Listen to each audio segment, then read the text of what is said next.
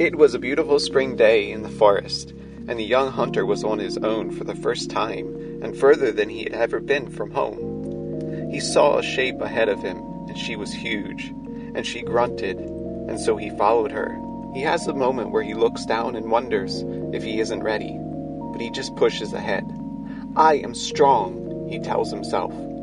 So he sneaks silently, or so he thinks, and he reaches the animal, and snap! She charges, and she pushes him down, and the hunter should have been dead, but the animal just grunts and with a fearful look in her eyes, scurries off. The hunter grabs his side, which is hurt and sore, but not badly, and stops to rest, then walks back to his village. And as he does, the thought of getting revenge on this animal is all he can think about. The elder sees him walk by, fuming and mouthing to himself, and asks the young hunter to stop. The young hunter admits he wants revenge on this animal that hurt him. The elder talks about peace, but the hunter will have none of it, and walks away. Instead, he gathers his friends and tells them of this beast who must be killed, because this beast will give food to them all. And more than that, the hunter says, we must kill all of them, so they do not hurt us all. He shows his friends his wounds, explaining how lucky he was to survive. His friends agree to go along, and they track this animal to a beautiful valley. The animals are gentle, and just simply grazing, chewing grass.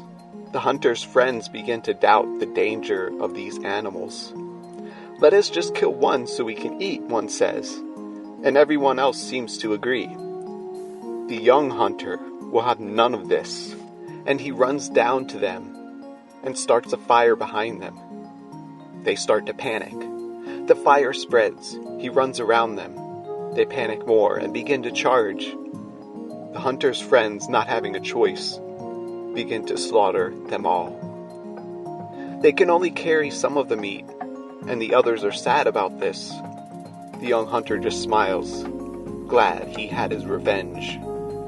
But then, when they all walk across the valley, back home, the young hunter starts to realize it was these animals that ate all of the grass and trampled the trees, allowing the flowers to grow in the sun, giving space for the berries and birds and deer and wolves.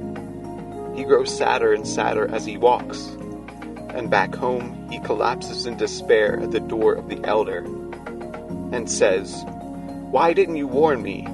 Why didn't you tell me that I would be endangering myself?" Because, the elder said, you would not have listened. The young hunter was in despair. He just sat staring at the fire and said after a long silence, "I thought I was strong. I thought I could conquer the darkness.